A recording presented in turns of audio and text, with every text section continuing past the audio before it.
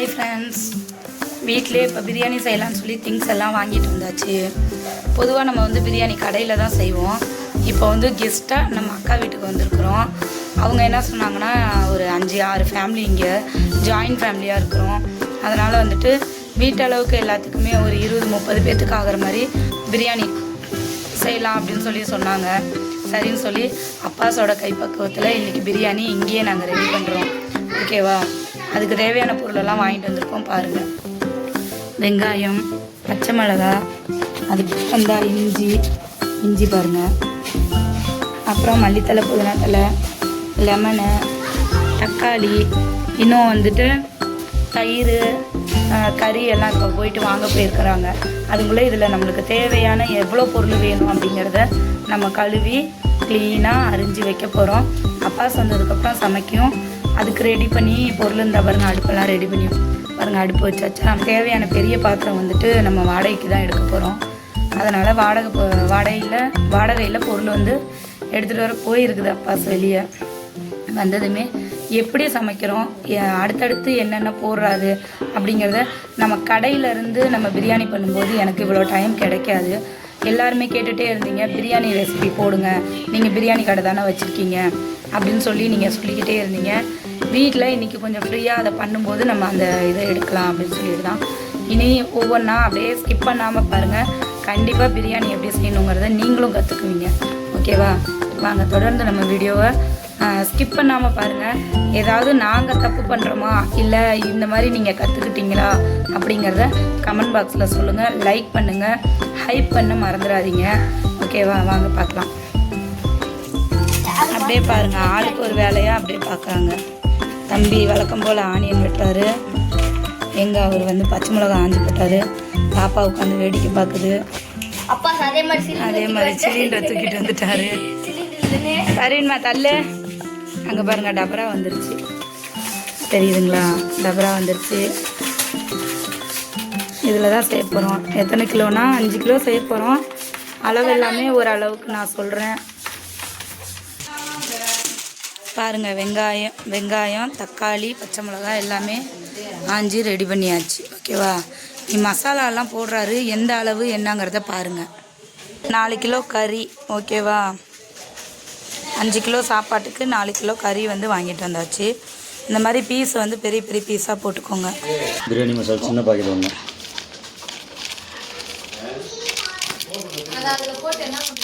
Gram mutton masala, chicken masala, garam masala, மிளகாத்தூள், இது 4மே 50 gram packet வாங்கி 4லேயும் பாதி தான் போடணும். அதுக்கு மேலே போடக்கூடாது.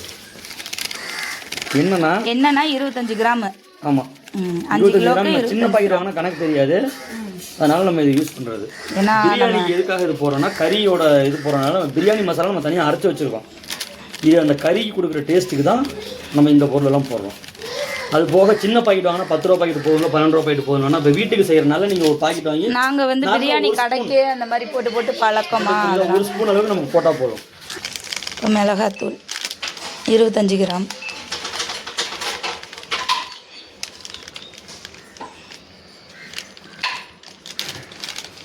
உப்பு பாக்கெட் கொடுங்க. இந்தாங்க, கல்லுப்பு எடுத்து பாக்கெட் எடுத்துக்கோங்க. இப்போ தான் பார்ப்போம். தேவைக்கேற்ப கல்லுப்பு ஒரு கை.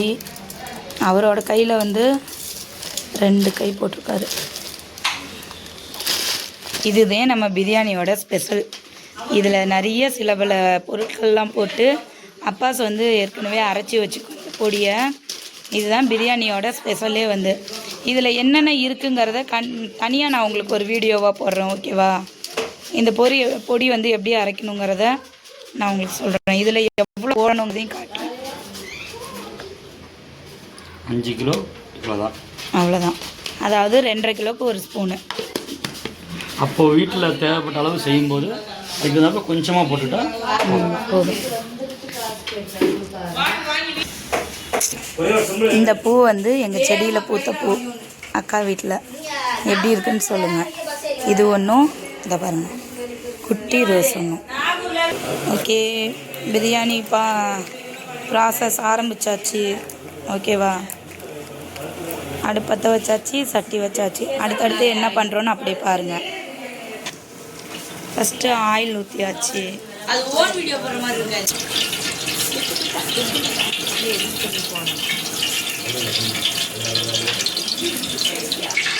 அடுத்தது பட்டை, கிராம்பு, ஏலக்காய், அப்புறம் பிரியாணி இலை எல்லாமே. அடுத்தது இஞ்சி பூண்டு போடுறாரு. எல்லாம் ஆனியன் போட்டு இஞ்சி பூண்டு போடுவோம். இது டிஃப்ரெண்ட்டாக பண்ணுறது. அடுத்து பச்சை மிளகா. அடுத்தது பச்சை மிளகா போட்டதுக்கப்புறம் ஆனியனு. ஓகே, வெங்காயமும் இஞ்சி பூண்டும் பொன்னிறமாக ஆனதுக்கப்புறம் அப்படியே தக்காளி போட்டாச்சு. ஓகேவா? ஓகே, நம்ம இஞ்சி பூண்டு தக்காளி வெங்காயத்துலேயே வந்து கறி போட்டோம்னா நல்லா அதோட ஃப்ளேவர் பிடிக்கும்னு முதைய போட்டுருவோம். ஓகேவா? நீங்களும் ஒரு வாட்டி இந்த மாதிரி ட்ரை பண்ணி பாருங்கள். இப்போ நம்ம எடுத்து வச்சுருந்த மசாலா எல்லாமே இது கூட ஆட் பண்ண போகிறோம்.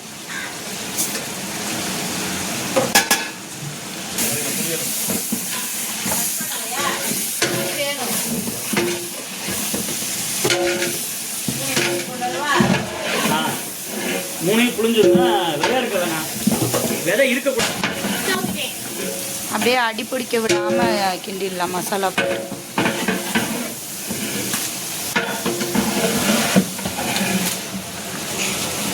ஓகே, இந்த மாதிரி அப்படியே வந்து கறியோட கொழுப்பு தன்மையும் ஆயிலும் நல்லா பிரிஞ்சு வரணும். வந்ததுக்கப்புறம் அதில் அப்படியே நம்ம தயிர் வந்து ஆட் பண்ணுறோம்.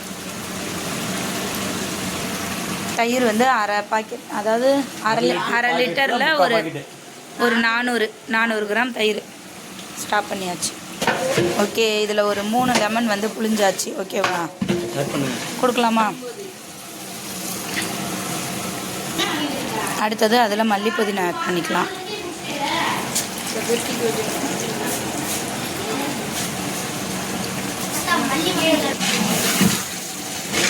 இப்போ நமக்கு கசகசவும் வேர்க்கடலையும் ரெண்டுமே வந்து ஒரு குறிப்பிட்ட அளவு, ஒரு சும்மா ஒரு 5 ரூபாய்க்கு வேர்க்கடலையும் கொஞ்சம் ஒரு கையளவுக்கு ஸ்பூன் அளவுக்கு கசகசை எடுத்து நைட்டே ஊற போட்டு காலையில் அது இஞ்சி பூண்டு பேஸ்ட் அரைக்கும் நம்ம சாப்பாடு ரெடி பண்ணோம்னா அப்போ வந்து நல்லா மசிய இந்த மாதிரி நல்லா ஒரு பேஸ்ட்டாக அரைச்சி எடுத்துக்கிட்டோம்னா இன்னும் டேஸ்ட் நல்லாயிருக்கும். ஓ, இது வேறையா? அதிகமாக இருக்காது அது. அப்படியே கிரேவிக்கு போடுறது. பாப்பா இது கிரேவிக்கு கொடுத்துருங்க. ஓகே, இது போட்டால் டேஸ்ட் நல்லா இருக்குமா? அல்டிமேட்டாக இருக்கும். சாப்பிட்டு நீங்கள் தான் சொல்லணும் என்கிட்ட. கமெண்ட் பாக்ஸில் சொல்லுங்கள் மக்களே. நெஞ்சு கறிக்கும் அந்த மாதிரி நெஞ்சு கறிப்பு தன்மை இருக்கக்கூடாது அப்படிங்கிறனால பார்த்து இந்த பொருள் போட்டு வதங்கினதுக்கப்புறம் அடுத்து இது போடணும், அடுத்து இது மொத்தமாக போடணும். நல்லா எல்லாமே பாயில் போட்டால் அது வேற. ஒரு பொருளை போட்டு அது நல்லா பாயில் ஆகி வெந்ததுக்கப்புறம் அதுக்கு அடுத்து இன்னொரு பொருள் கொடுக்கும்போது இது வேகும்போது அதுவும் சேர்ந்து வேகும். அந்த ஒரு எப்படி சொல்கிறதுன்னா அந்த ஒரு கசகசப்பு தன்மை, நெஞ்செரிச்சல் அந்த மாதிரி இல்லாமல் இருக்கும். நம்ம சாப்பிடும்போது ஒரு ஹோட்டலில் போய் சாப்பிட்றோம் அப்படின்னா ஒவ்வொரு ஹோட்டலில் தரமாக இருக்கும். ஓகே, அப்படியே இந்த ஆயில் பிரிஞ்சு வருது பாருங்க, அந்த லெவலுக்கு அடி பிடிக்காத அளவுக்கு. நமக்கு வீட்டில் தேவைக்கேற்ப நம்ம வீட்டில் செய்கிறனால விருப்பம் இருந்தால் ஃபுட் கலர் கொஞ்சம் லைட்டாக ஆட் பண்ணிக்கலாம். உங்களுக்கு விருப்பம்னா பண்ணிக்கலாம், இல்லாட்டி இல்லை. கொஞ்சம் நம்மளுக்கு கலர் பார்க்கும்போது அட்ராக்டாக தெரியும். ஸ்மெல் அப்படியே செம்மையாக இருக்குது. மணக்க பிரியாணி. நம்ம பிரியாணியோட வாசத்துக்கு என் இனமெல்லாம் வந்துருச்சுப்பா. மைனா மைனா மைனா வா, பிரியாணி சாப்பிடலாம். 5 கிலோ அரிசிக்கு ஏற்றவாறு தண்ணி அளந்து வச்சாச்சு. அதை தண்ணி ஆல்ரெடி அளந்து வச்சுட்டாங்க. ஓகே,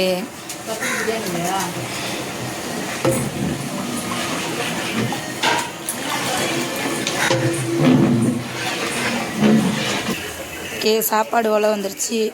கறி இந்த மாதிரி அரிச்சு நம்ம எடுத்துகிட்டு அரிசி போட்டுட்டு ஒரு 3/4 பதம் இருக்கும்போது நம்ம கறியை வந்து மேலே கொடுத்து தம் விட்டுட்டோன்னா கறி வந்து உடையாமல் எடுக்கலாம்.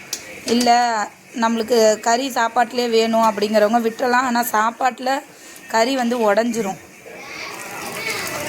நம்ம சைஸ் வந்து சின்னதாக தான் போட்டிருக்கோம். வீடியோவில் உங்களுக்கு நல்லா பெருசாக தெரியலாம். அதனால் நாங்கள் கறி வந்து இந்த மாதிரி எப்பயுமே கடைக்காக இருந்தாலும் இந்த மாதிரி பிரியாணி கொடுத்து கறி தனியாக எடுத்துருவோம். கறி தண்ணியே தனியாக நம்ம இந்த மாதிரி அரிசி எடுத்தாச்சு. அடுத்தது அப்படியே அரிசி போட போகிறோம். அரிசி போடும்போது மேக்ஸிமம் இந்த மாதிரி சாப்பாடு செய்யும்போது இந்த கரண்டியை நடுவில் வச்சுக்கோங்க. ஏன்னா அரிசி இது மூலியமாக போட்டிங்கன்னா மேலே தெரிக்காது. இப்படியே எடுக்கிறவங்க மேலே தான் தெரிக்கும், கொட்டுறவங்க மேலே தெரிக்காது. ரெண்டாவது அரிசி போடும்போது எவ்வளோக்கு எவ்வளோ முடியுமோ அவ்வளோக்கு எவ்வளோ அனலை கம்மி பண்ணி வச்சுக்கணும் அடுப்பில். ஆமாம், டபக்குன்னு கொதிக்கிறதுல மூஞ்செல்லாம் பிரியாணி ஆகிடும். ரெண்டாவது ரொம்ப சூடாக இருந்ததுன்னா போட்டோன்னே அடி பிடிச்சிடும். நல்லா ஒரு அரிசி கூட இல்லாமல் ஓகே. அரிசி போட்டதுக்கப்புறம் நல்லா இப்படி கிண்டிட்டு தட்டு போட்டு மூடிடுறோம். ஓகேவா? ஒரு 2 நிமிஷம் கழித்து பார்க்கலாம். ஓகே, ஒரு 2 நிமிஷம் கழித்து சாப்பாடு வேக ஆரம்பிச்சிருச்சு. மீண்டும் ஒரு 10 நிமிஷம் கழித்து பிரியாணி இந்த பதத்துக்கு வந்துருச்சு. ஓகேவா? கொஞ்ச நேரம் அந்த சிலிண்டரை மேலே வச்சு அப்படியே தம் விட்டுருந்தோம். இப்போ ஓப்பன் பண்ணுறோம். மேலே அப்படியே கொஞ்சம் நெய்யை ஆட் பண்ணிவிட்டு சாப்பாடு உடச்சி விட்டுட்டு ஓகே. சாப்பாடு அப்படியே உடச்சி விடும்போது பாருங்க எப்படி உடையுதுன்னு. சாப்பாடு ஆயிடுச்சு தானேங்க? ஆயிடுச்சு.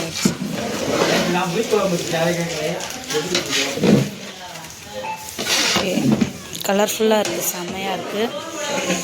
கறியை தேடாதீங்க மக்களே, கறியை நம்ம தனியாக எடுத்து வச்சுருக்கோம். இதுக்கு மேலே நம்ம என்ன பண்ணுறோன்னா எடுத்து வச்சுருக்க கறியை அப்படியே ஆட் பண்ணுறோம். ஃபுல்லாகவே போட்டுருங்க, இடையில. ஒரு நிமிஷம் இந்தா எடுத்துகிட்டே இருக்கோம். பிரியாணி ரெடி.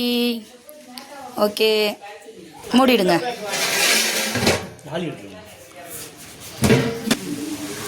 இந்த மாதிரி சாப்பாடு செஞ்சு சாப்பிட்டு பார்த்துட்டு நல்லா இருக்கா இல்லையான்னு கமெண்ட்ஸில் சொல்லுங்கள். கமெண்டில் கண்டிப்பாக சொல்லுங்கள். ஏதாவது குறைகள் இருந்தாலும் கமெண்டில் சொல்லுங்கள், கரெக்ட் பண்ணிக்கலாம். ஓகேவா? எங்களுக்கு தெரிஞ்சவங்களுக்கெல்லாம் யாரும் சொல்லியெல்லாம் கொடுக்கல, நம்மளும் இந்த மாதிரி யூடியூப் பார்த்து தான் கற்றுக்கிட்டோம். அதே மாதிரி ஏதாவது குறைகள் இருந்தாலும் நீங்கள் சொல்லுங்கள், கமெண்ட் பாக்ஸில் திருத்திக்கலாம். ஓகேவா? பாய் உறவுகளே, தேங்க்யூ ஃபார் வாட்சிங்.